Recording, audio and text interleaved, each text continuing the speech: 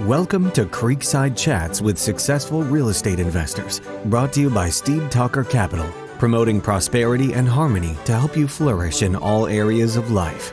Join in as we explore the motivations and goals of real estate investors and how their ability to invest abundantly has provided them with the time and freedom to contribute to the world in a creative and thoughtful way.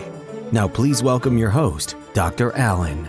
Greetings, enlightened investors. I'm your host, Dr. Allen. Returning to the show is Josh Patrick, who lives by the motto, the secret to a great outcome is asking a different question. With over 40 years of insight and wisdom derived from the University of Hard Knocks as a successful entrepreneur and business coach, Josh knows what questions to ask. Enlightened investors, get ready to be further enlightened as Josh addresses the deepest questions of how we can take responsibility not just for ourselves, but for all life and the well-being of our planet. Welcome back to the show, Josh.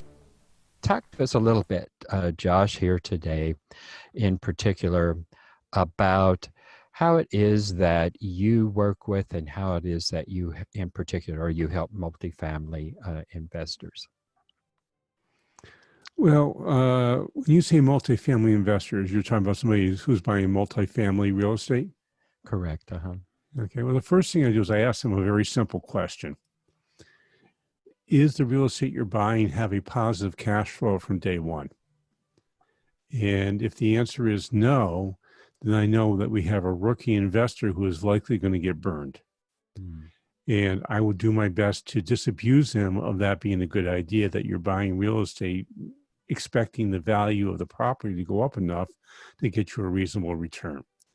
In the meantime, you're taking money out of your pocket to pay for the operating costs of that real estate. And to me, that just makes absolutely no sense whatsoever. I am a true believer in real estate has to work from day one, and you can't be going out and buying any property that doesn't give you a positive return. It just doesn't make any sense. So that's the first advice I give people. Okay, so a lot of course, the listeners are syndicators, and they go out and they raise a lot of money, and they really don't plan on having necessarily a positive cash flow. That is, if in terms you look at the equity investment and all of that, at least for probably the first 6 months as they're doing renovations and bringing rents up to market value and such things like that. So what about that particular strategy? Well, as long as they get to positive cash flow in a relatively short period of time, it's not the worst thing in the world. But the truth is, if I raise $10 million in a syndicate, I'm having to make monthly payments to those investors. And if my real estate's not producing anything, and while I'm doing that, as long as I plan for that, I'm probably going to be okay. My challenge comes in with when syndicators go for years not getting to a positive cash flow, and then they decide to have a liquidity event. And at that point, often the investors are not getting the return that they thought they were going to get. I can tell you, I've been on the receiving end of some very, very large real estate deals like that with our clients in our wealth management firm. And while it was private and before they went public, it was great. But as soon as they go public or they did a liquidity event, the investors lost a significant part of their capital. And to me, that's not a successful deal. For sure, yeah. Now, there are a lot of private syndicators out there who are doing incredibly well and get returns in the 20%, 25% range for their clients. But those are really generally smaller deals. When you get into the bigger ones, which are in the billions, I almost never see the deal work out well long-term for the clients. In fact, we stopped putting our clients in this about 5 years ago, those deals. Are those the REITs that you're talking about? Or? Yeah, they're REITs. Yeah, REITs. Yeah, they're REITs. Yeah. But, all a REIT is a very, very, very large syndicated deal. Sure, yeah. And, it's sort of like Well, we told you this could happen. Yeah, but you told us it wasn't going to happen. Yes. So, what is your preferred class of investment these days? Well, it depends where you are on your life cycle of investing. I still think stocks, bonds, and cash are probably the basis of a good investment program. And frankly, over the years, we've tried lots of different programs to say we're going to beat the market. For a period of time, they do, and then they stop and they become terrible investments.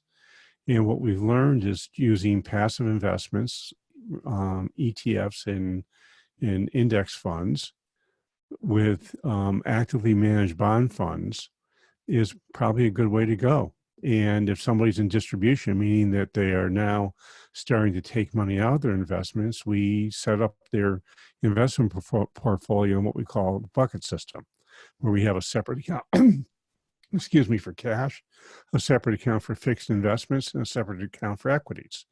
And we have 3 years worth of cash that we need in the cash account, and probably 6 to 7 years in fixed income accounts. And the rest of the money goes into the stock account. So if the stock market takes a dive like it's been doing recently, we don't worry about that because we have 10 years worth of investments put aside before we have to start using that equity investment. And there's never been a 10-year period where the market's been down. So this, for me, is a rational way of doing that. Now, if you understand real estate and you want to be a direct real estate investor in multifamily homes, it's a great way to do it. I've got some clients that have gotten, 40, 50% returns for years and years and years and years by doing it right. Mm-hmm. And the first thing of doing it right, which I've heard from all these folks, and I would agree with that because it fits in my philosophy of business in general, is positive cash flow out of the box. And, if you're taking 6 months to rebuild stuff, well, if you have to do that, sure. And sometimes what you do is you get positive cash flow out of the box. And as you turn over your renters, you do a renovation on the unit as you turn it over. So you're not just waiting 6 months while you're throwing everybody out and doing the whole building at once. It makes more sense to me to renovate as you turn over the apartments. Mm-hmm. Yeah, that would certainly be the best strategy. Have you worked with the investors who go into complete renovations where the units are not even filled, and I mean it's just a almost a gutted facility, and they have to build up from the bottom? Yeah, I've never actually worked with an investor doing that. I've worked with investors who built things from scratch, certainly. Mm-hmm. One of the people I've worked with over the years is done a ton of Section 8 housing, and that they built from scratch. Mm-hmm. So there is no return until things get built, but I guess the subsidies for doing so are very, very attractive from what I can understand. Mm-hmm.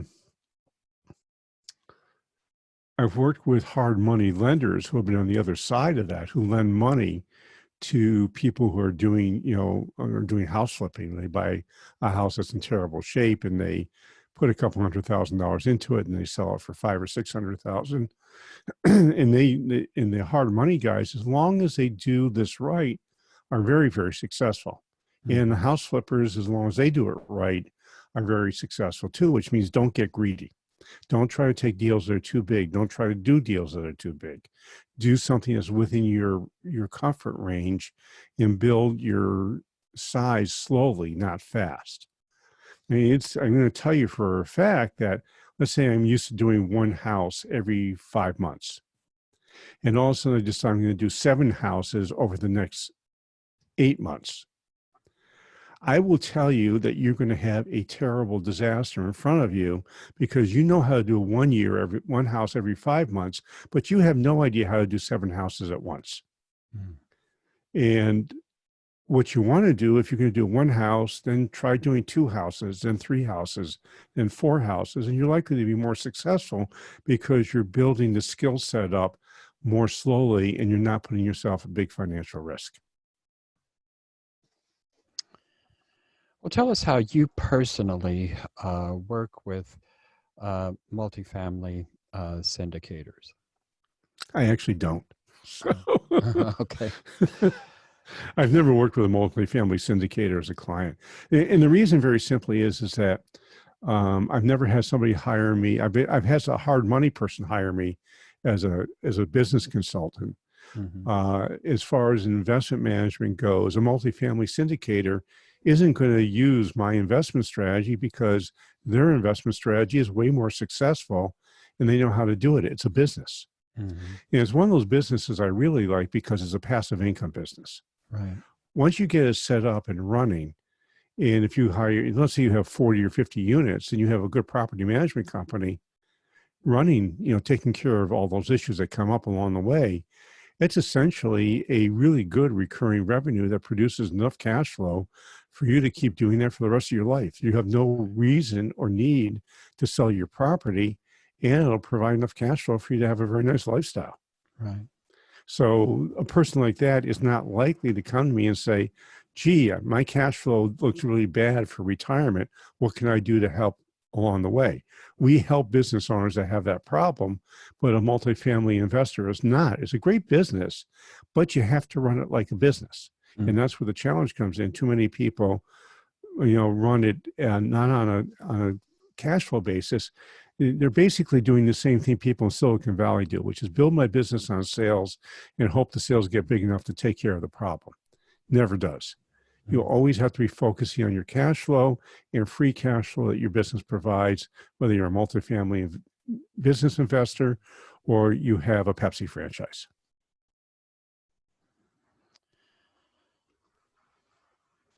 So in your coaching business, tell us how you work with your clients in general. Well, first we do what we call an alignment conversation. An alignment conversation is really, it goes for about an hour and a half, sometimes 2 hours. And what it is, sometimes longer, but usually it's an hour and a half to 2 hours. And we start off saying, where are you now? And then I have a question that if we were to get together 3 years, 4 years, 5 years, 7 years from now, what would have to have happened in that time frame for you to feel like you've been personally and professionally successful? That's a question I stole from Dan Sullivan from the Strategic Coach. Great question. And then we take a look at that. We talk about that. And you say, okay, here's my perfect scenario. Here's where I am right now. What's the gap between those two things? And then we say, okay, if I could get you from where you are now to where you want to be or help you get there, what would the value of that be to you? And then once we figure out the value is, and I say, okay, there's enough value there for you to consider hiring me. Then I would say to somebody, okay, would you like some help on that? And they'll either say yes or no. And if they say yes, then I would say, would you like me to help you? And then they can say yes or no, and we make a decision to go forward. Now, during that, we have come up with what I call things that need to be itched, scratches that need to be itched. And everybody comes to you with an issue that they want to solve. Before you're allowed to work on the really important stuff, you have to help the person that walks in your door solve what it is they came in to talk to you about. So the first thing we do is we discover what that is. And we know that goes to the top of the list. And then we use a methodology which a friend of mine just wrote in his book called Fix This Next. Mike McColowitz just wrote that book. And we sort of look at it and say, geez, where are we on the pyramid of success in the business that we need to be focusing on? What is the thing that we can do that will get you the biggest result for the least amount of effort? And my focus is to help people build what I call a sale-ready business. And a sale-ready business is one that's personally and economically sustainable. And that means that the business provides for all the financial needs that you need and all the emotional needs that you need. And when we do that, then we say, okay, now you've built a business that somebody would want to own. So if you choose, and that's a big if, because most of the time they say no, if you choose to sell the business, you're in a great position to do so. But if you want to keep your business, you're even in a better position for that because you'll have made yourself operationally irrelevant. And again, you're working in the way you want to work on what you want to work on. So that's what our goal is with folks. So last time we were together, you had talked about, I think, the 80-20 rule, Yes. and that your goal is to help people not I mean, your goal is to get people so specific that they are going beyond the 20% rule to really focusing upon the 10% rule. It's actually 95.5. But that's 95.5. yeah. Yeah. Okay. Well, talk to us about getting your clients to that point in place with their business where it really becomes a 95.5 ratio. Well, if you look at 5% of your activities produce 95% of your results. So the first thing we have to do is to discover what are those 5% of the activities you do that produce 95% of your results. For example, in the multifamily real estate business, that 5% would be deciding what to buy. Hmm. I mean, when you really think about it, how Right. much time do these folks actually spend out of all the stuff they do deciding what they're going to buy? And deciding what you're going to buy is absolutely the key decision that you're going to make when you're doing multifamily real estate development. And if you're spending more of your time, the more time you can spend there, the better your results are going to be. So if you have systems for everything else in your business, and you have systems for how you evaluate real estate, and you spend your time doing that, you're working on activities that are probably $50,000 or $100,000 per hour. Most of the stuff that we do in business, and this is true across the board, by the way, is I could hire somebody for $20 or $25 an hour to do. You know, for example, I'm bringing on another virtual assistant to handle all my social media stuff. And I could show you my map of what this person is going to be involved in. And I'm looking at this saying, I was doing all this crap, or I wanted to do all this crap. I'm going to be hiring somebody for $10 an hour to do it. And it's going to give me another 7 or 8 hours a week of doing stuff that's more important, which is creating content and helping clients get to results they want to get to, not trying to have times where people can find me. So I can outsource that by systematizing the process and having somebody else do it.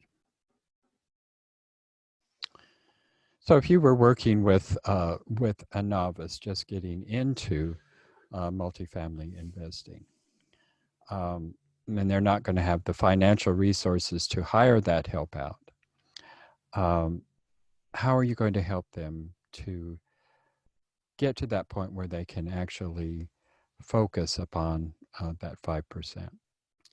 Well, there's 4 areas they need to focus on in any business. And then there's a 5th area, which is a result. And these are very, very broad areas, and there's lots of subsets below them. But the 4 areas essentially are: become a values-led organization, creating a recurring revenue stream for multifamily houses is not a problem at all, unless you're into the renovation game and you're not getting a recurring revenue. You're having a deficit revenue in your renovation game. So you got to be smart about how you do that and have a strategy so there's positive cash flow. The third thing is you want to have you want to become operationally irrelevant yourself, which means that you are no longer involved in the day-to-day operations of your business. And then the fourth piece is you have to systematize everything in your business. And those are the things that all business owners need to do, but they don't need to do all 4 of them at the same time. You have to focus on what is the most important thing to do next and focus on that. There's a process control method called the theory of constraints. And the theory of constraints basically says you look for where the next bottleneck is in your business, you fix that, then you go on to the next bottleneck that appears, and you work with the most important bottleneck that's the biggest one first and keep moving down the line until they all go away, and they never all go away. I actually call that whack-a-mole for business. And it's the simplest of all the process improvements, but what you're doing is you're taking waste out of your process. And waste is what you should be always looking at. Now, I just did a video on saving 15 seconds on a process. And people say, look at me like I'm absolutely nuts when I say that. But if I go to you and say, I want you to figure out what you can do to save 15 minutes on a process, you're going to flounder around, you're going to flounder around, and you're going to flounder around, and you're probably never going to do it. And most people when they're trying to do process improvement, start off at hours they're trying to save. And I'm saying, no, go down to the lowest thing you can do, which is 15 seconds. Now, if you have something you're doing 10 times a day, and you save 15 seconds every time you do that, you've just saved yourself a couple of minutes. But if I take that couple of minutes, I multiply it times 5, now I've saved, let's say I'm saving 5 minutes, now I'm saving 25 minutes. And then I take that 25 minutes and I multiply it times a month. Now I'm saving pretty close to 2 hours. And if I go across a year, I'm saving 24 hours. So although 15 seconds doesn't sound like a lot, when you compound it and you compound it and you compound it and you compound it, it becomes a hugely big deal. So if you're trying to save big time or you're trying to do projects that are major projects, stop thinking major, start thinking minor. Mm-hmm. And the smaller that you can get to, the more successful you'll be and the faster you'll move. I've never even thought of it in that particular way, and I suppose most people have not. But yeah, it would be much easier to find those 15 seconds. And once you find one 15-second, then you can find another 15-second, and so on and so forth. So it could all snowball considerably over really a fairly short period of time. Yeah. That makes really perfect sense. I came up with that. The reason I know about that is I used to be in the vending and food service business. And our guys who were working in our company would do the same repetitive task 25 or 30 times a day. Mm-hmm. So if we could save them 15 seconds every time they did something, it became a huge, huge benefit for them over the years. And it forced us to completely rethink everything that we did. Hmm. Can you give us an example of that? Well, yeah, sure. You've probably seen those glass front snack machines that have candy bars and chips in it. Okay. Well, when I first started in the business, we used to have a warehouse that would have 120 items in there that would go in those machines. And the route drivers would go shopping through the warehouse and pick out what they wanted to have in that machine. Mm-hmm. Now, that was a very time-consuming process on top of that. And when they went to fill the machine, they'd have to go out and look at the location, write down, they need 7 of this thing and 6 of that thing and 4 of that thing and 20 of those things, and go back to the truck and get it and bring it to them. Hmm. Now, over the course of years, and it wasn't something we did overnight, we dropped that from 120 items down to about 18 items. And we have planograms that said, in your snack machine, these 3 rolls will have plain trips. These 3 rolls will have Fritos. These 3 rolls will have M&Ms. These 3 rolls have Snickers. These 3 rows will have 3 Musketeers. So we got rid of all the stuff that really wasn't selling very much, that was just variety. And what we realized was 80% of our sales came from 20% of the products in our warehouse. And then we figured out that 95% of our sales came from 5 items. Mm-hmm. And we went to our clients and we said, okay, here's something we're going to add to our promise to you. These 5 items are going to be in our machines at all times. And if we ever run out of any of these 5 items, we will give your company free coffee for a day on us. Now, a couple things happened. One is our route drivers didn't save seconds, they saved hours as a result of this. Now, it took years. It was 15 seconds at a time that we did. Mm-hmm. We went from 120 to 100, and then we finally got down to the 18. And then we also found that our satisfaction for our drivers was incredibly higher. Their productivity quadrupled and went from about $40 a service to about $160 or $180 a service. Wow. So their productivity went way, way, way up, which means they were working on commission, which means they were making more money for less effort. And on top of that, our sales went up because we never ran out of the stuff that people really wanted to buy and they didn't walk away. So all those things were a result of 15-second improvements that we made. So what can we do to save 15 seconds? What can we do to save another 15 seconds? And you do this across of a day, we were getting what used to take a driver 12 hours to do, they could now do in 9 hours. So they were happier. They were Right. making more money. We were happier. We were making more money. Our customers were more happy. Were happier because stuff was in the machines that they wanted all the time. Well, that's a very, very good concrete example there. Um, I'm sure that same strategy could certainly be applied to any multifamily business, no matter what scale they're at, whether it's just a few single families or a few triplexes, or whether it's hundreds of units. I could see applying that very same strategy and getting exactly the same kind of results. And when you're talking, hundreds of units or thousands of units, you're talking millions of dollars differences there. Looks like a wonderful strategy to me. So I think you could be a wonderful coach for a multifamily investor. So, Josh, Here's a dirty little secret about business. They're all basically the same. yeah, 80%, 90% of all businesses are exactly the same and have exactly the same problems. The industry specific stuff that people look for is only 10%, 15% of their businesses. And if the advisor you're working with actually understands how to do this, they can figure out what drives your business in a couple of hours. They not really have to have spent years and years and years. You're not bringing in somebody like me to help you tactically get better.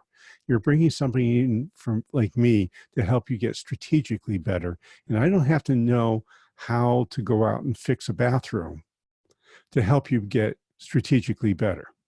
I do know how to have to do that if I'm going to tactically run your business, which I'm not doing. mm-hmm. That's what you already are an expert at that. You're not bringing me in to give you tactical expertise. And there are plenty of consultants out there who do tactical consulting. I'm not one of them. Well, Josh, before we go any further here, tell our viewers and listeners how to connect with you. Easiest way to do it is email. Just email me at jpatrick@stage2planning.com. That's jpatrick, the letter J, Patrick @stage2planning.com. Or you can visit our websites at www.stage2planning.com or www.sustainablebusiness.co. And if you'd like to get a nice little infographic I've put together on what are the 8 stages of making your company sale ready, the 8 steps you need to do, you can get that easily by going to www.sustainablebusiness.co/sale ready. And it's .co, not .com, which is a new one. Where did that CO come from? I don't know. I guess it's, I don't know who really decides what we're going to be using for website URLs, but I don't know either. Anyway, it's confusing to me. Anyway, my last question for you today, Josh, is as a thinker, what big things have you been thinking about lately? I have been thinking about loneliness recently. And one of the things we do is one of the 8 steps of making your company sale ready is knowing what you're going to do after you transition away from your company. And that's where seller's remorse comes in. Everybody who sells a business experiences seller's remorse at some level. Some people it's really deep, and some people it's not much of a thing, but it's still there. I am about to do a video on loneliness, and I'm going to tell a story in the video about my first day at a very large insurance meeting after I sold my vending company. I had gone into an insurance business with a large multinational insurance company, and I went to their regional meeting, and I literally knew nobody. Nobody knew me. I felt like as a complete nobody, and I was unbelievably lonely. And I usually don't, have a problem with loneliness. It's not something that, the coronavirus hasn't really bothered me much. I've been fine working in my basement. But loneliness is an issue. And it's a big issue for our kids. It's a big issue for us as business owners, and it's a big issue for our employees. We have to make sure that our employees have social relationships at work. And the research shows. Well, thank you, Josh, and thank you for thinking, and thank you for sharing with us some very concrete things about strategies to save time in the multifamily business. I truly appreciate you being on the show today. Thank you, Josh. My pleasure. Thanks a lot for having me here. Enlightened investors, as Josh illustrates with a life of different questions, our path to success rests upon the questions we ask. For further inspiration to probe deeply, head on over to steedtalker.com and pick up a free copy of our book, Passive Real Estate Investing, A Life of Time Freedom to Live Abundantly. To learn more about Josh, check out Creekside Chats, episode 17. Enlightened investors, I'll catch you on our next episode. Thank you for joining us on Creekside Chats with Successful Real Estate Investors, brought to you by Steed Talker Capital. For more information, as well as access to our free ebook on enhancing your well-being through real estate investing, be sure to connect with us at steedtalker.com. As part of our efforts to make the world a better place, Steed Talker Capital contributes to activities and organizations committed to better understand the equine and enhance the humane treatment of horses worldwide. Steed Talker Capital, working for a world where all creatures, great and small, flourish abundantly. Connect with us at steedtalker.com.